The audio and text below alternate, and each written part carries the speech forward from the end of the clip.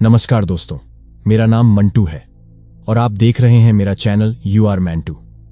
आज मैं आपको एक ऐसी सच्ची घटना सुनाने जा रहा हूं जिसने मेरे दिल में डर और हैरानी दोनों ही भर दी थी। अगर आप डरावनी कहानियों के शौकीन हैं तो इस वीडियो को अंत तक जरूर देखें।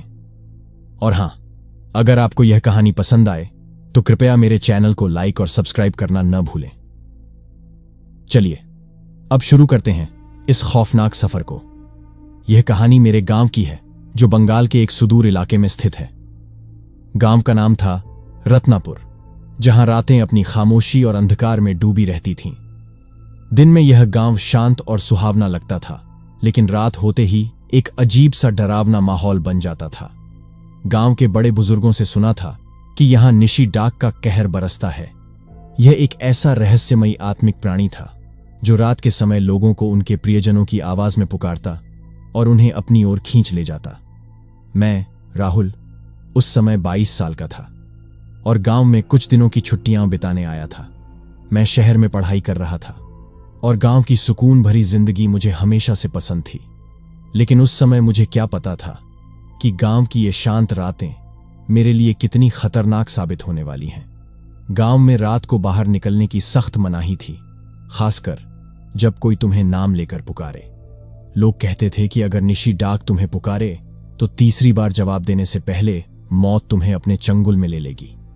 यह घटना एक विशेष रात की है। उस दिन गांव में एक बड़ा मेला था जिसमें मैं और मेरा सबसे अच्छा दोस्त सुबोध शामिल हुए थे। मेले में हमने बहुत मजा किया, झूले झूले, मिठाई खाई और कई लोगों से मिले। लेकिन रात होते होते हम दोनों मेले से वापस लौटने लगे। रास्ता गांव से थोड़ा दूर था और हमें घने पेड़ों वाले जंगल से गुजरना था, जिसे कालवन कहा जाता था।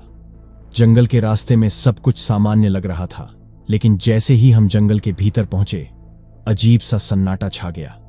वह सन्नाटा जो सामान्य नहीं था। पेड़ों के बीच से चांदनी की हल्की रोशनी छनकर आ रही थी, जिससे अंधेरा और गहराता जा रहा था। रास्ते पर हमारे पैरों की आहटें ही सुनाई दे रही थीं। सुबोध ने मजाक में कहा, कहीं निशी डाक ना आ जाए। हम दोनों हंसे, लेकिन अचानक एक अजीब सा एहसास हुआ, जैसे कोई हमारे पीछे था। सुबोध ने पीछे मुड़कर देखा, पर कुछ नहीं दिखा। हमने कदम तेज कर दिए। अचानक हमने सुना कि कोई सुबोध को पुकार रहा है। आवाज बहुत जानी पहचानी थी, बिल्कुल उसकी मां जैसी। सुबोध तुरंत रुक गया और आवाज की दिशा में देखने लगा। उसने कहा, राहुल, मेरी मां की आवाज है, वो यहां क्या कर रही है? मैंने उसे तुरंत रोका। सुबोध, यह निशी डाक हो सकता है, कभी भी जवाब मत देना। चलो जल्दी से गांव की ओर बढ़ते हैं। सुबोध ने मेरी बात को पहले गंभीरता से नहीं लिया, लेकिन जैसे ही हमने दोबारा वही आवाज सुनी, उसके चेहरे का रंग उड़ गया।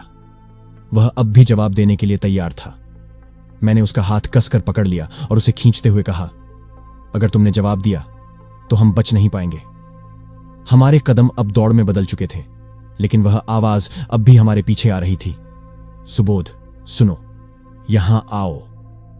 आवाज में अब आदेशात्मक स्वर था, मानो वह उसे अपने वश में करने की कोशिश कर रही हो। सुबोध की हालत बिगड़ती जा रही थी। वह जैसे सम्मोहित हो गया था, लेकिन मैंने उसे मजबूती से पकड़ रखा था। जंगल के बाहर पहुंचते ही आवाज अचानक बंद हो गई। हम हांफते हुए गांव के मंदिर की ओर दौड़ पड़े। वहां पहुंचते ही मैंने सुबोध को पानी पिलाया और खुद को संभालने की कोशिश की। गांव के पुजारी, जो हमें दौड़ते हुए आते देख चुके थे, तुरंत हमारे पास आए। हमने उन्हें सारी घटना बताई। उन्होंने गंभीर स्वर में कहा, तुम्हारी किस्मत अच्छी थी कि तुमने तीसरी बार जवाब नहीं दिया। निशी डाक किसी को अपने चंगुल में लेने से पहले 3 बार पुकारती है। तीसरी बार का जवाब देने का मतलब है अपनी मौत को बुलावा देना। पुजारी ने हमें बताया कि निशी डाक गांव की पुरानी परंपराओं और प्राचीन आत्माओं से जुड़ी हुई एक शक्ति है।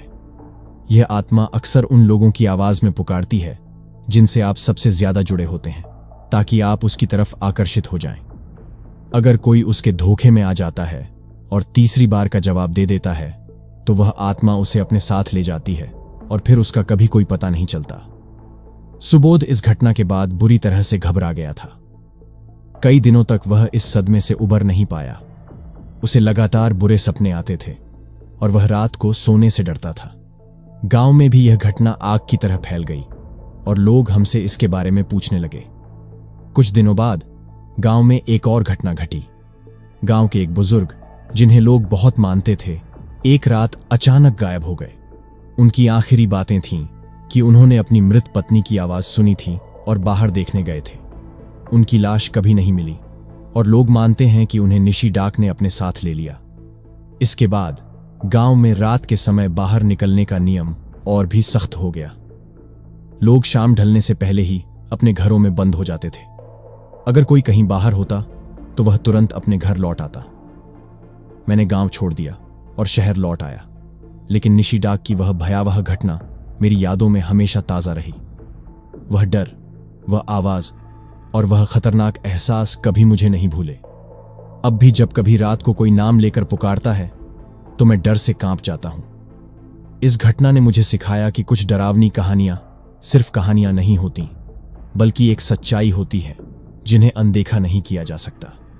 निशी डाक की यह कहानी सिर्फ एक डरावनी कथा नहीं, बल्कि एक चेतावनी है। अगर कभी रात को कोई तुम्हारा नाम लेकर पुकारे तो उसकी तीसरी पुकार का कभी जवाब मत देना।